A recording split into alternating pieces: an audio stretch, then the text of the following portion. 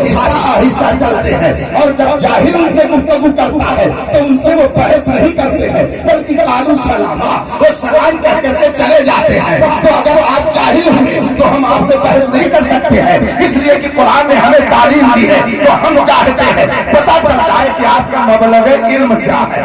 1.5 گھنٹہ تک جناب کا علمی جنازہ نکلتا رہا، اور جب زیادہ جوش دلایا گیا تو ہم نے دیکھا کہ جناب کے چہرے پر ہوائیاں اڑنے لگی۔ حضرت مناظر رشیدیہ میرے سامنے رکھی ہوئی تھی، اس کو میں نے مجمع کو دکھایا اور میں نے کہا اس کے مصنف اور رائٹر بریلی کے نہیں ہیں، یہ جونپور کے رہنے والے ہیں، اور یہ اعلیٰ حضرت کے مرید اور خلیفہ نہیں ہیں۔ سن 1038 ہجری میں ان کا انتقال ہو گیا۔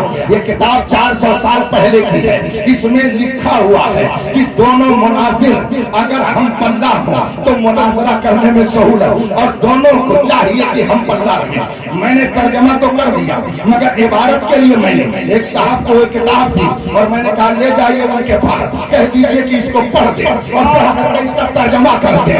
لیکن جناب کو دن میں تارے نظر آنے لگے، وہ کیا سمجھے بیچارہ کہ علم کیا چیز ہے، وہ کیا سمجھے کہ مناظرہ کیا چیز ہے۔ ایک روز میں نے اس کی ایک تقریر سنی، وہ کہہ رہا تھا کہ تعزیہ بنانا سنت رسول ہے، اور صرف بنانا ہی نہیں بلکہ گھمانا بھی سنت رسول ہے۔ اور دلیل کیا دے رہا ہے کہ رسول پاک صلی اللہ علیہ وسلم مکے میں امام حسین کو کندھے پر بٹھا کر مکے کی مدینے کی گلیوں میں گھماتے تھے، اور تعزیہ امام حسین کی یادگار ہے تو اسے بھی گلیوں میں گھمانا یہ رسول پاک کی سنت ہے۔ اس لیے کہ حضور نے امام حسین کو مدینے کی گلیوں میں گھمایا، تو ہم اگر ان کی یادگار تعزیہ کو گھمائیں تو یہ رسول پاک کی سنت ہے۔ مارے گھٹنا پھوٹے سر جب اس نے یہ تقریر کی، اس کے ماننے والوں میں نعرے حیدری، سمجھ میں بات آ گئی۔ وائی سے بے نیاز بھی جاہل مطلق ہے، اور ان کے ماننے والوں کا بھی وہی حال ہے۔ اس لیے میں نے سوچا تھا آج ان کا علمی جنازہ نکل جائے گا، لیکن بعد میں سمجھ میں آیا علم ہے ہی نہیں تو علمی جنازہ کیا نکلے گا۔ ہاں جہالت کا جنازہ ضرور نکل جائے گا۔ اب میں نے کہا ذرا یہ کتاب ان سے کہہ دیجیے پڑھ کر کے اس کا مطلب بتا دیں تاکہ لوگ سمجھ جائیں کہ اختر حسین قادری اپنی طرف سے نہیں کہہ رہا ہے بلکہ یہ لکھی ہوئی کتاب ہے، اس کو ماننا تو پڑے گا۔ لیکن جب آدمی اس کے پاس کتاب لے کر کے گئے، کہتا ہے مجھے اس کی ضرورت نہیں ہے، کتاب اس نے واپس کر دیا۔ پھر دوبارہ لے کر کے گئے، دوبارہ واپس کر دیا، دوبارہ میں نے بھیجا، پھر واپس کر دیا۔ مجھے جلال آیا، میں نے کہا خدا کی قسم یہ اتنا بڑا بے علم ہے کہ اس کے پاس اتنی صلاحیت نہیں ہے کہ اس کتاب کو یہ پڑھ سکے، نہ اسے سمجھ سکے، نہ اس کو سمجھنے کی صلاحیت ہے، نہ پڑھنے کی صلاحیت ہے۔ جس کا یہ حال ہو وہ صحابہ پر تبرہ کرے، اس کو تو پانی میں شرم کے مارے ڈوب کے مر جائے۔ نعرہ تکبیر، نعرہ رسالت، مسلک اعلیٰ حضرت علماء اہل سنت حضرت علامہ اختر حسین عالمی صاحب قبلہ۔ اور اس کے بعد پھر جب بہت جھجوڑا کہ سند دکھاؤ بھائی، سند دکھاؤ، تو وہ بہت جھجوڑنے کے بعد جوش میں کہتا ہے یہ میں بھی سند لے کر آیا ہوں، لے جائیے ان کو دکھا دیجئے۔ میرے بغل میں مولانا شہزاد عالم صاحب استاد جامعۃ الرضا بریلی شریف بیٹھے ہوئے تھے۔ میں نے ان سے کہا ذرا دیکھیے تو انہوں نے ہنس کے کہا حضرت یہ تو عجیب سند پیش کر رہا ہے اپنے عالم ہونے کی۔ میں نے کہا وہ کیا؟ کہا ایک حفظ کی سند ہے اور ایک اردو ڈپلوما کی سند ہے، اس کے علاوہ اس کے بعد کوئی سند ہی نہیں ہے۔ میں نے کہا اللہ اکبر، ارے جناب اسی لیے تو آپ اتنی دیر سے سند نہیں دکھا رہے تھے، اس لیے کہ آپ کے پاس عالم کی سند ہے ہی نہیں، کیونکہ آپ نے پڑھا ہی نہیں ہے، آپ بے علم ہیں۔ بے علم سے مناظرہ کرنے کے لیے اختر حسین نہیں ہے، لاؤ کسی علم والے کو تو پتا چلے۔ مجبوراً اس کے صدر مناظرہ نے کہا ہم اعلان کرتے ہیں ہم نے جن کو مناظر بنا کے بھیجا تھا ان کے پاس کوئی سند نہیں ہے، وہ عالم نہیں ہے، اس لیے ہم ان کو ہٹا کر کے دوسرے کو لاتے ہیں۔ اللہ اکبر، اتنی ذلت و رسوائی اسے مجمع میں کل اٹھانی پڑی۔ میں نے دل میں سوچا جو صحابہ کی عظمت پر کھیلنے کی ناپاک کوشش کرتا ہے خدا اسے ایسے ہی اچھی جگہوں پہ بلا کر کے سر بابا نعرہ تکبیر، نعرہ رسالت، عظمت صحابہ۔ ہم نے جب تاریخ میں پڑھا وہ 27 سالہ نوجوان جس نے نبی کو قتل کرنے کا پلان بنایا، بہن بہنوں کو مارا، مگر قرآن کے علم نے اس کے دل کی دنیا کو بدل دیا۔ اور جب پہنچا اس نبی اعظم کی بارگاہ میں تو پھر کس شان سے واپسی ہو رہی ہے، گئے ہیں تو کیسے، نبی کی بارگاہ سے آ رہے ہیں تو کس شان سے۔ میرے مصطفیٰ حضرت سیدنا ارقم رضی اللہ تعالیٰ عنہ کے گھر کے قریب صفا پہاڑی کے پاس موجود تھے، اور جو مسلمان ہو چکے تھے ایک روایت کے مطابق 39 وہ سب اگل بغل قریب میں بیٹھے تھے۔ رسول پاک صلی اللہ علیہ وسلم نے جب دیکھا وہ نوجوان ننگی تلوار لے کر چلا آ رہا ہے، دیکھنے والے سہم گئے، اس لیے کہ وہ مکہ کا شیر تھا، بہت بڑا بہادر تھا، بہت طاقتور تھا، بہت جری اور بے باک تھا، اس کا دل بہت نڈر تھا، تبھی تو پیغمبر اسلام کے قتل کے لیے اس نے لبیک کہا تھا۔ لوگوں نے دیکھا تیور بدلا ہوا ہے، عرض کرتے ہیں لوگ یا رسول اللہ فلاں آ رہے ہیں، بڑی عجیب کیفیت ہے۔ اتنے میں میرے آقا صلی اللہ علیہ وسلم آگے بڑھنے لگے، وہ قریب آ رہے ہیں، ادھر سے رحمت الہی آگے بڑھ رہی ہے۔ حضرت ارقم تیزی سے آگے بڑھ گئے اور بڑھنے کے بعد فرماتے ہیں اے نوجوان فلاں، تیرے لیے خوشخبری ہے، تیرے لیے بشارت ہے۔ کہا وہ کیا؟ کہا رات ہی میں نے اپنے پیغمبر سے سنا ہے، رات ہی میرے پیغمبر دعا کر رہے تھے اللہم اعز الاسلام بے عمر ابن الخطاب او ابی جہل ابن ہشام۔ رات میرے نبی نے دعا کی ہے کہ اے مولا اسلام کو غلبہ دے دے، اسلام کو طاقت دے دے، یا تو عمر ابن خطاب کے ذریعہ یا ابو جہل ابن ہشام کے ذریعہ۔ رات ہی ابھی میرے نبی نے دعا کی ہے، لگتا ہے کہ تمہارے حق میں دعا قبول ہو گئی ہے، آؤ آؤ چلو، لگتا ہے تیری قسمت کا ستارہ جگمگانے والا ہے۔ نوجوان کو لیا اور نبی کی طرف بڑھتے رہے، میرے مصطفیٰ بھی آگے بڑھے۔ روایت میں آیا ہے کہ ایک دستے پاک سے میرے مصطفیٰ نے اس نوجوان کا دامن پکڑا اور دوسری دستے پاک سے اس کی تلوار کو پکڑا اور فرمایا کیا چاہتے ہو؟ ہلاکت چاہتے ہو؟ کیا اس وقت فتنہ فساد بند کرو گے جب تم یہاں پر اپنی ذلت کو اپنے ماتھے کی آنکھوں سے دیکھو گے؟ میرے مصطفیٰ نے اس کی ذلت کی داستان جو ہی اس کے سامنے رکھی، نتیجے کے طور پر اسے کچھ اور نہ سننا تھا بلکہ کہا اشہد ان لا الہ الا اللہ واشہد ان عبدک انک عبدک انک عبدہ ورسولہ۔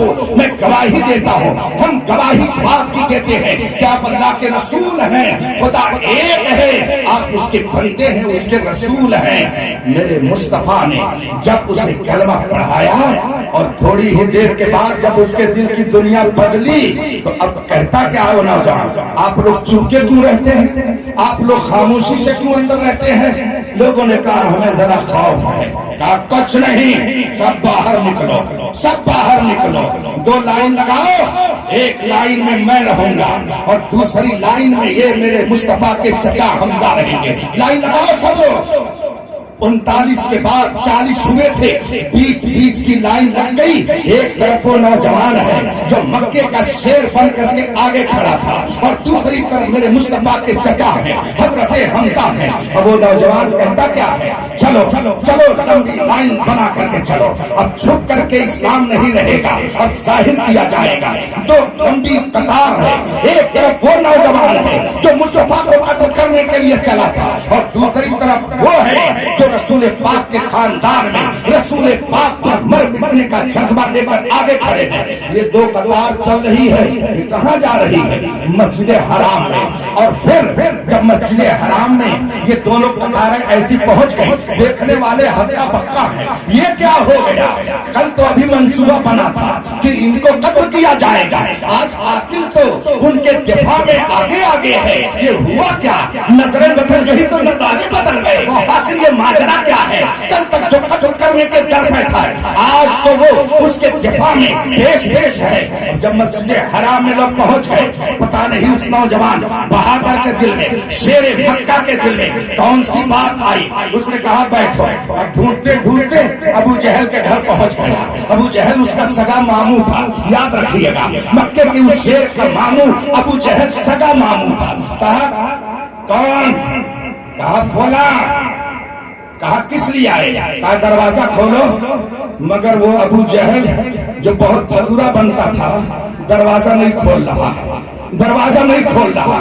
کہا بتاؤ کیا بات ہے؟ کہا سن میں بھی اسی نبی عربی کا وفادار ہو چکا ہوں، تم کو جو کرنا ہے کر لینا. اب دوسرے کے دروازے پہ گئے جو بہت بھتورا بنتا تھا، کنڈی کو کھٹانے والا تھا، لیکن دیکھا کہ وہ باہر کھڑا. کہا سن تو کل تک اس پیغمبر کو قتل کا منصوبہ بنا رہا تھا، سن لے یہ مسلمان ہو گیا، اب اسی نبی کا وفادار ہو گیا، جا جو کرنا ہوگا کر لینا. ڈر کے مارے اس نے جلدی سے دروازہ بند کیا، اندر چلا گیا. پھر تیسرے دروازے پہ وہ شیر گیا اور کہا سن لے یہ فلاں ہے، نبی کا وفادار ہو چکا ہے، جو کرنا ہوگا کر لینا. ایک آدمی یہ منظر دیکھ رہا تھا. اس نے کہا فلاں آخر یہ تم کیا کر رہے ہو دروازے دروازے؟ اپنے مسلمان ہونے کی خبر دینا چاہتے ہو؟ کہا اور کیا، اب مکے میں جس کو جو کرنا ہے کر لے. مکے کا یہ شیر اب میدان میں اس نبی کا وفادار بن کر کے آ گیا ہے. اب جو آنکھ ادھر اٹھے گی وہ آنکھ نکالی جائے گی، جو انگلی اٹھے گی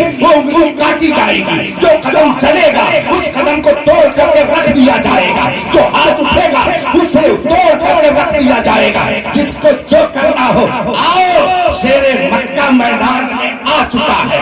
ایک آدمی کہتا ہے کہ نہیں، گھر گھر جا کر کے سب کو بتانے کی ضرورت نہیں ہے. وہ دیکھ فلاں آدمی بیٹھا ہے نا، اس کے پیٹ میں کوئی بات پچتی نہیں ہے، اس کا ہاضمہ بڑا کمزور ہے، جا اسے بتا دے، ابھی سب جان جائیں گے کہ تو مسلمان ہو گیا ہے. چنانچہ اس نوجوان نے اسے جا کے کہا سن جو کرنا ہوگا کر لینا، میں مصطفیٰ کا وفادار ہو گیا ہوں، اب جو تم کو کرنا ہوگا کر لینا، میں اس نبی کا کلمہ پڑھنے والا ہوں. اچھا تم نے بھی اس نبی کا کلمہ پڑھ لیا؟ کہا ہاں جو کرنا ہوگا کر لینا. اب اس نے ایک جگہ سے چیخ کر کے مکے کے لوگوں کو بتایا ارے غضب ہو گیا، جس پر تمہارا بھروسہ تھا وہ تو مصطفیٰ کے قدموں میں چلا گیا. اب کون ہے جو تمہاری طرف سے مقابلہ کرے گا؟ تمہارا شیر اب نبی کا شیر ہو گیا ہے. پورے مکے میں خبر پھیل گئی. میں نے جب تاریخ پڑھی تو مجھے حیرت ہو رہی ہے کہ مکے کا اتنا بہادر نوجوان اور اتنی جلدی سلنڈر ہو گیا اس نبی کی بارگاہ میں کہ نبی کو نہ تلوار چلانی پڑی، نہ تیر چلانی پڑی، نہ جنگ کرنا پڑا، اور وہ نوجوان جو بڑا بہادر وہ مصطفیٰ کے قدموں میں آ گیا. آواز کی تاریخ نے کہ دیکھو جو مصطفیٰ کا شیر ہوتا ہے وہ مصطفیٰ کا تو غلام ہوتا ہے مگر اوروں کا وہ امام ہوتا ہے. جو نبی کا غلام ہوتا ہے وہ دنیا کا امام ہوتا ہے. اب یہ مکے کا شیر یہ مصطفیٰ کا شیر کہلائے گا. حضرت نے جب 2 روز پہلے مجھے بتایا، میں نے عرض کی کہ کس موضوع پہ بولنا ہے تو کہا حضرت فاروق اعظم پر. اور اس سے پہلے میں نے سن رکھا تھا کہ جن کا عرس ہے ان کو لوگ بنارس میں شیر بنارس کہتے ہیں. تو دل نے کہا خون نے اثر کیا ہے، وہ خون نے اپنا رنگ دکھایا ہے. مکے کے شیر نے بنارس میں اپنے لختے دکھا. شیر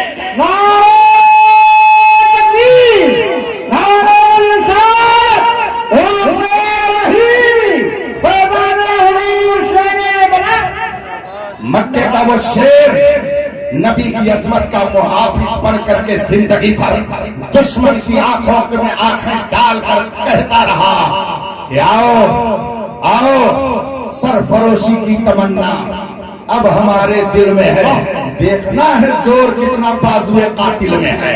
جب یہ جرأت و بہادری دکھائی جتنے مکے کے شیر تھے سب شیر مصطفیٰ کے سامنے گیدڑ بن گئے، سب گیدڑ بن گئے.